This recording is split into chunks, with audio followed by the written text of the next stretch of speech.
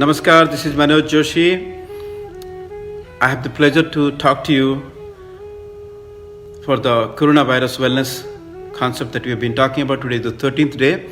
Welcome to this wellness talk. And I also wanted to introduce you to our studio. Here we practice yoga. And of course, in a normal time, people will come and then do it here. But right now, because of the social distancing and quarantine, we do it all classes online.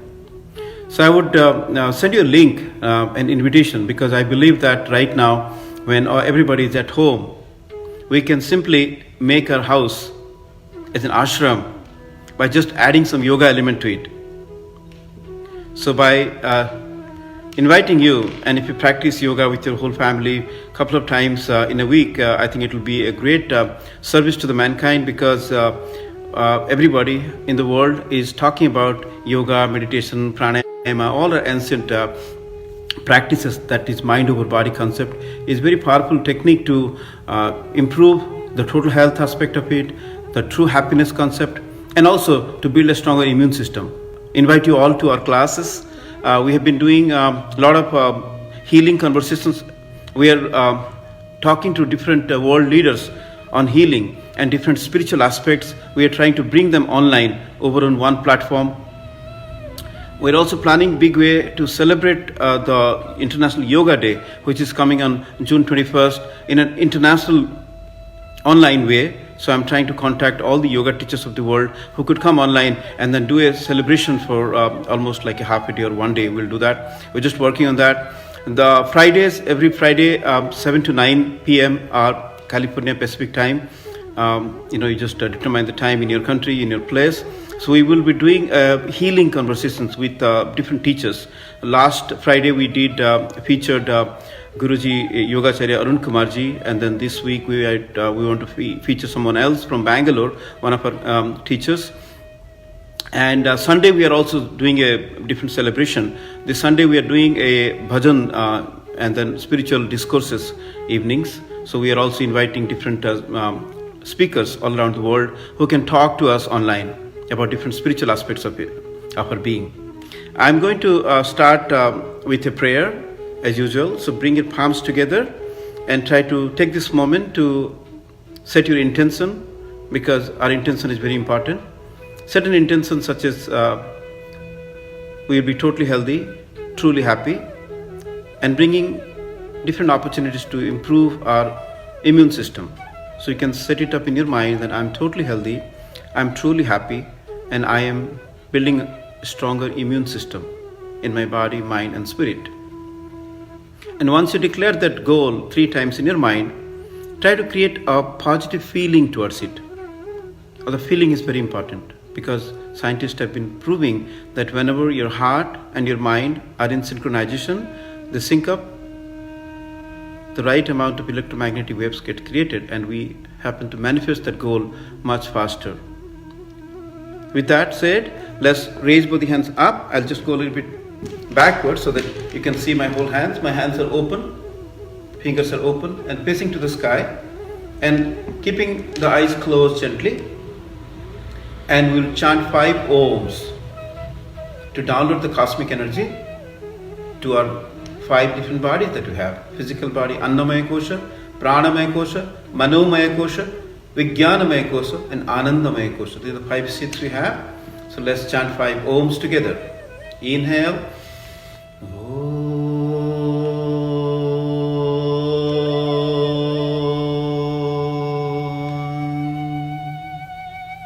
Inhale.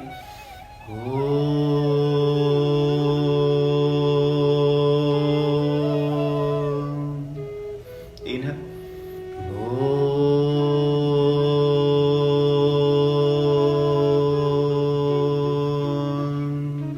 Inhale.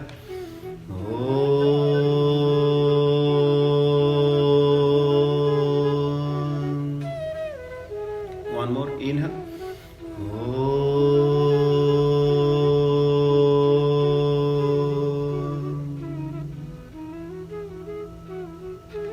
Bring your palms together back. Let's chant this mantra. Om Sahana Bhavatu Sahanau bhunaktu sahaviryam karavavahai tejasvinavadhitamastu ma vidvisavahai. Om Shanti Shanti Shanti. May the universe protect us all. May the universe nourish us all. May this wellness satsang be fruitful and enlightening for all of us. May there be no discord, no disharmony among each other. May there be peace. Om, peace, peace, peace. So now, today we'll talk about attitude. Before I start, I was so moved by reading one text on WhatsApp message this morning. I couldn't resist bringing it to your presence right now. I don't know who wrote this, but it's beautiful. It reads like this.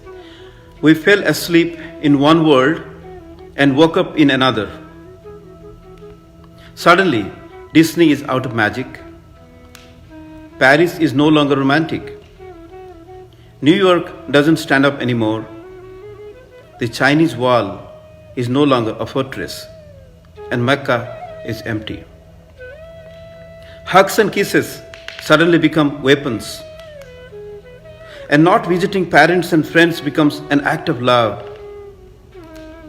Suddenly, you realize that power, beauty, and money are worthless and can't get you the oxygen you're fighting for. The world continues its life, and it is beautiful. It only puts humans in cages.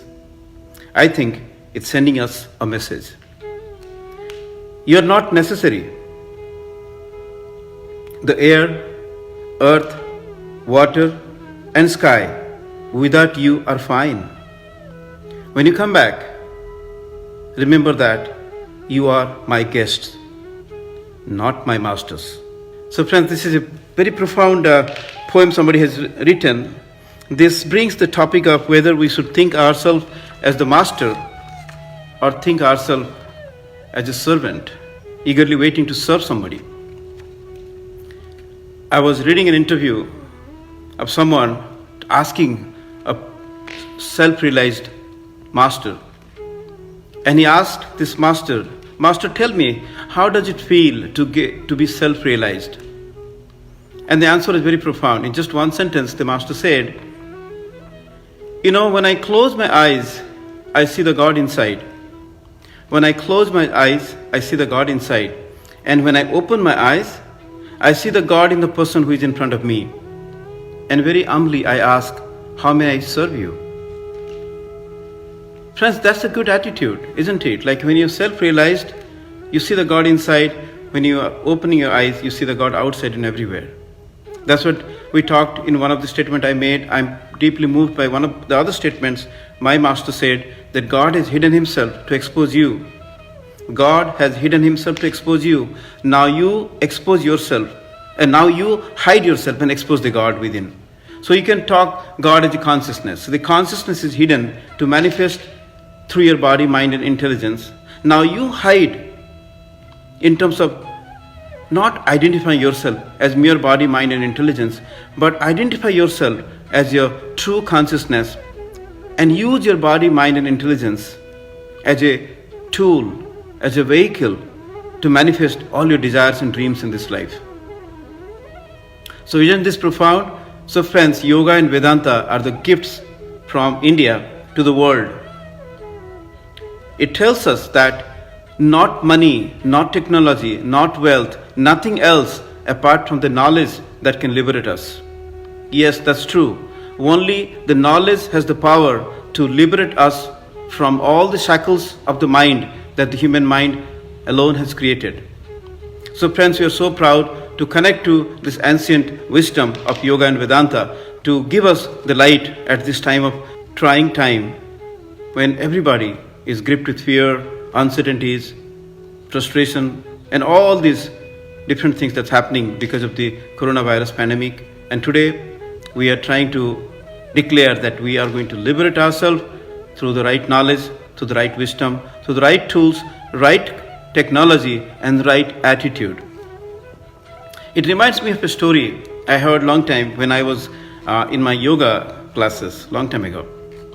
So my teacher said this story to explain what is in akarma, that means not a proper duty, what is a karma, which is a normal work or a duty, and what is a sukarma, as a beautiful work.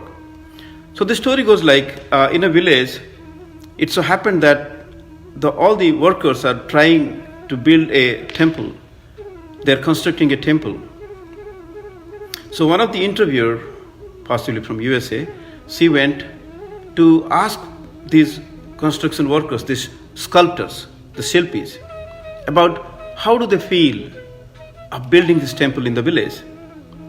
So she goes to the first person and approaches her, "Sir, I'm so and so, I'm so delighted to be here with you, and I want to find out, how do you feel by building this sculpture, by doing what you do?" And this person was not very welcoming, and he said, "Don't you have any other business? Why do you disturb me? Don't you see that I'm doing my work? Can you please not disturb me anymore? I do not want to be disturbed at this time. Please, leave me alone." Such a nagging attitude, such a not welcoming attitude, even though this person was very friendly. So that was the experience of the interviewer with the first Shilpi, or the first sculptor. And then she goes to the second person. Second person, when he was asked, "Sir, how do you feel about doing your work, about building this sculpture or building this temple? What's your attitude? Can you just tell us something about this? I'm so and so. I'm interviewing you for my work." And the second person said, like, I'm just doing my job. I come at 9 o'clock, go at 5 o'clock. One piece of stone is given to me, one image is given to me. I just look at that picture and just to do my work. Nothing serious, nothing great. I just do my job. So he just said in a very normal tone, without any emotion, without any passion in his words or in his expressions. Now this person goes to the third sculptor, and the moment, even before she was approaching his workplace, this person comes out of his work and then tries to greet her, and then makes her sit, makes her feel comfortable by giving us a glass of water. And then whenever this person was asked, barely she has finished her work, and this person is full of excitement, full of passion. I am so excited to build this temple. My grandpa had a dream of building a temple in our village, but poor guy, he died without fulfilling his dream. And my family is so dedicated for this one. We are not able to sleep well in the night because I'm so excited about this whole event that's happening. I'm so grateful for the Jamindar who has really put together to make this temple. I can't wait until the day this temple is made, and then all the villagers from the surrounding area will come, and then we'll have carnival, we have celebration. And I look at, that lady who is working over there, she's my wife. She doesn't even take any salary. She works, look at there, she's my daughter. She also works very passionately. So our whole family is dedicated so much to build this temple. So look at the attitude. Look at the attitude of the first person. Look at the attitude of the second person. Look at the attitude and the passion of the third person. So my teacher was explaining the first person was not even doing his job. Because whenever somebody is coming for a purpose, if your job is also important as her job, you should try to empathize with her. And he didn't do that. So that is an example of an akarma. That means not a good duty, not a good example to do your duty. The second example, he was just normal, neutral, nothing serious. He's just doing his job, 9 to 5. You just go, put your body into work. The soul grazes outside. And the third person, look at his passion, look at his attitude, look at his excitement. That is what is very important, friends. And that is called sukarma, not just the duty. The second one is just karma, just the duty. But the third one is an example of a sukarma. That means you are doing above and beyond what it takes to do an excellent job. So this gives an example of how you can make an excellence in everything that you do by being fully present. So your presence, not just the physical presence matters, but your presence as a body, mind, soul and consciousness. When you present yourself completely as a one individual Satchidanand, any work you do, it becomes an act of worship. That's what they call work is worship. And yesterday we talked about do not do anything for pleasure. do not do anything for pleasure, do everything in pleasure. That's a big difference. Do everything in pleasure. The third person who was doing everything in pleasure, not only himself, he was involving his family into that. Because when you are commissioned for a bigger mission in your life, you take the whole world along with you. Think about all the great men, how much dedicated for them, for their work, for their mission, for their dream. They take the whole nation, not only today and tomorrow, for generations to come. Their inspiration will be guiding all human beings. That's what it's very important to understand, that we have got so much of commonality, so much of common things. If you think about, one of the examples that I always give in our yoga classes is that we all are sharing the same air, isn't it? You breathe the same air that I'm breathing. You might have different land because they are different geographically bounded. You have different water bodies, different oceans named differently, different rivers named differently, different lakes named differently. But if you look at, there is only one air that we all share, and that corresponds to our heart chakra.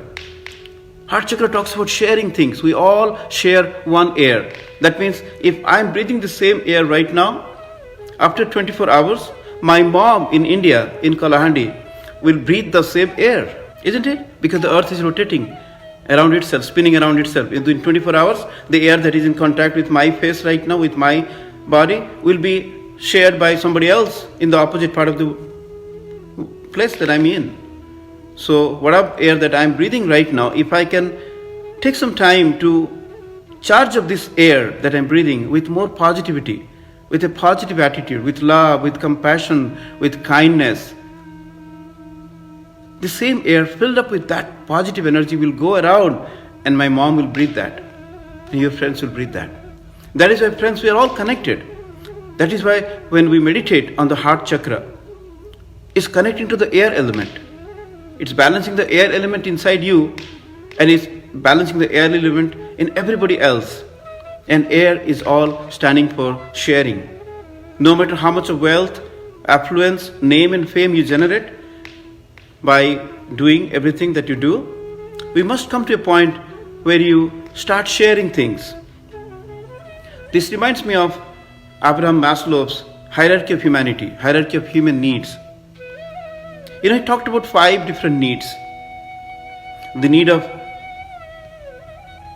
survival, or the need of the roti kapda or makan, need of the house, need of something that you basically need, the basic needs. The need of security, the need of self-esteem, the need of belonging to somebody. And finally, on the 5th rung, he talks about the need of self-actualization. So you start with the basic, whatever is there, you need to survive, and then go slowly to the other aspects of your life. And towards the end, if you notice, the need of self-actualization, need of self-esteem, and all the things, even do not talk about any material things, not even any objects in reference. So when you transcend the gross physical plane and then try to go up to a higher plane of consciousness, you will be realizing more and more deeper happiness, more and more meaning of life. So after he talked about these 5 needs of human being, his students did a little bit more research and added 2 more needs after 20 years of his work. In 1943, he presented this paper, The Hierarchy of Human Needs. So after 20 years, the students of his talked about 2 more additional needs. The 6th need of the human beings are need of beauty, need of elegance, need of symmetry, because you are a symmetric structure. Your left side, right side is all symmetric. So that means whenever you go out and see something not very straight, very crooked kind of thing, you always have a tendency of going and correcting that. Like a wall is crooked, you feel like you're making that correction. Whenever you see something ugly, you try to make little adjustments so that it looks beautiful. Or in other words, whatever the beautiful things in the world that attracts your attention, isn't it? So there's a need of beauty, need of elegance, need of symmetry. You always try to gravitate towards something beautiful, something loving, something truthful, something kind. Because that's a true nature. It resonates with a true divine personality. And the seventh need is very important. The seventh need is the need of transcendence. That means if you are just all the time by yourself, me-centric world, even though you're self-actualized, you will not outgrow, you will not become happy at the end moment of your life. That means if you have accumulated a lot of wealth, a lot of affluence, a lot of good things that you've done, but if you have not come out from your petite self, transcended yourself from your limited self to help other people, to contribute back to the world in one way or other, you will not feel fulfilled at the end of your life. And this is because we are beyond what we think we are. We don't know our true self. That's what Swami Vivekananda said, I wish you knew who you are. So friends, this gives a very reflective tone of thinking about we are spiritual beings having a human experience. I don't know who said this. A lot of people have referenced this. So this is truth. So when you think about you're a spiritual being having a very divine attitude, a positive attitude in your mind, and you are seeing that in everything and every work that you do, try to dedicate to that Almighty, to dedicate to your higher self, dedicate to that supreme consciousness, dedicate to that infinite intelligence, adding up to an experience of the humankind. And when you take that spiritual leadership and do something spectacular in your life, not sometime later or not somewhere else, right here and now, and that is called self-realization. You don't have to wait for a particular time, or you don't have to go to a particular place to realize yourself. Friends, we all are self-realized souls already. We just have to act it out. Sometimes they say like, fake it before you make it. So fake it that you are a realized soul. You're already successful. You're already happy. You're already healthy. You're already becoming the best version of yourself. And from that master attitude for yourself, come out and serve others. Not the other way, that you become a master for others. So for others, we should have an attitude of a servant. But for our own self, we should always think about, I am the master. That will build a lot of self-confidence. And that is most essential. And that is not because of ego, not because of false pride. It's because of your spiritual strength. Yes, I can do it. That self-efficacy, that responsibility that I'm happy, I'm healthy, I'm strong, I'm protecting myself. That is very powerful. Because friends, they say, God helps those who help themselves. So without that self-confidence, the positive attitude will be only superficial. So you have to involve into some kind of practice, what the yoga doctrines, a little meditation practice every day to calm your mind down. Nothing else. You just have to identify yourself, ask this existential question, who am I? What's my true nature? Am I just this body, or I have this body? Am I this mind, or I have this mind? Who am I? What's my true nature? What's the deeper purpose of my life? Without those, you won't be fulfilled in life. Because we might have come millions of times already to this planet as a human being, or maybe at least 100 times. They say that at least 700 times each one of you have already come to this planet.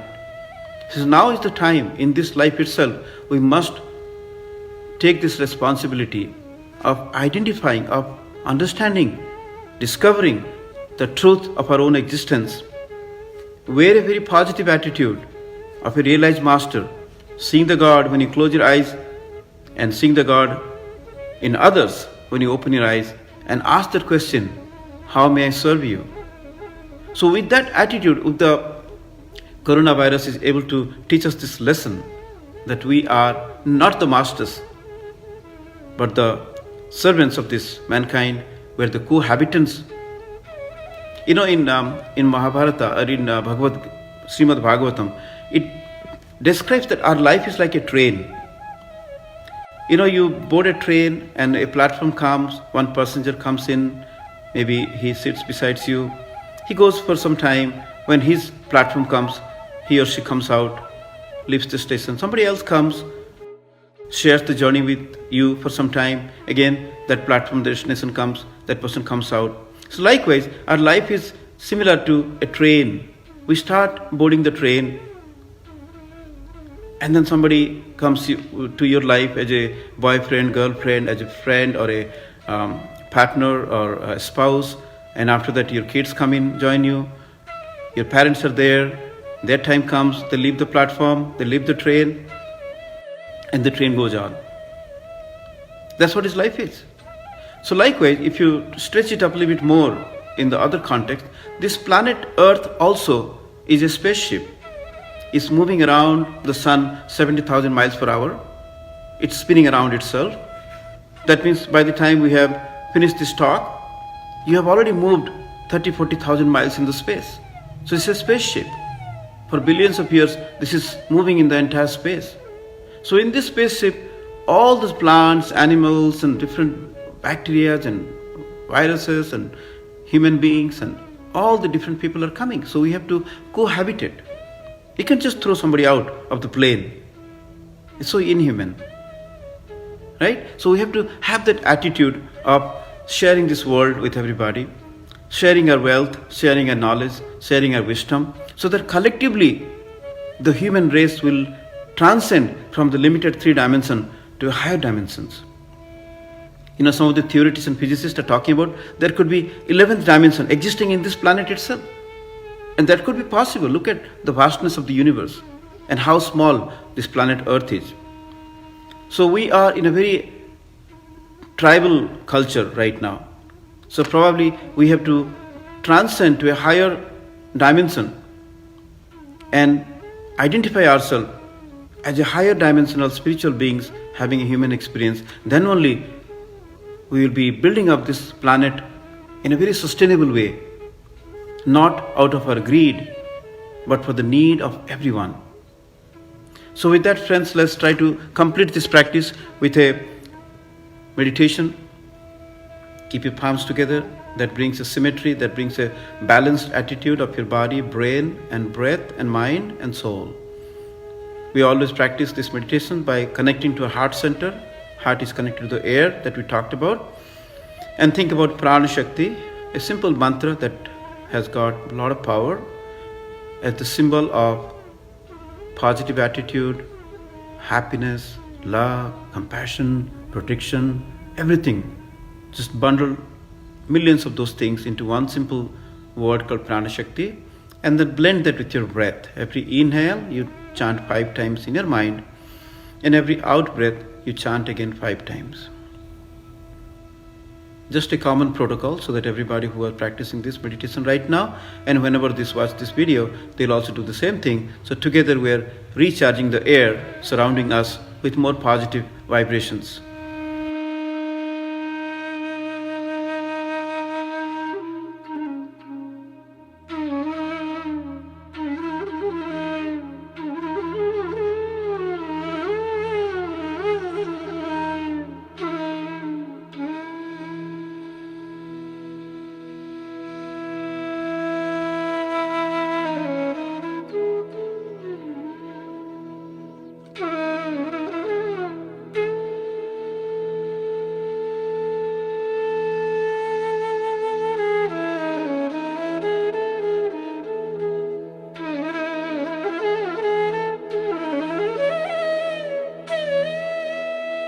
Please come back again to your heart awareness and feel like this beautiful positive attitude in the form of Prana Shakti has been filling up your entire body.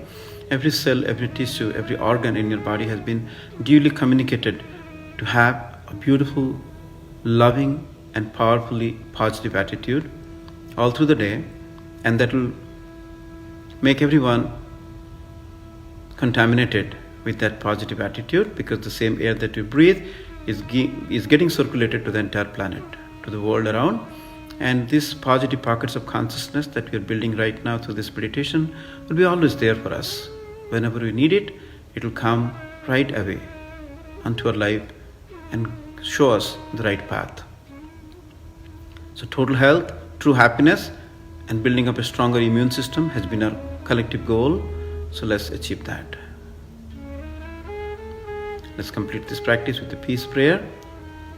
Sarvesham swastir bhavatu, Sarvesham shantir bhavatu, Sarvesham purnam bhavatu, Sarvesham mangalam bhavatu. Om Purnamada Purnamidam Purnat Purnamudachyate Purnasya Purnamadaya Purnameva Vasishyate. Om Shanti Shanti Shanti.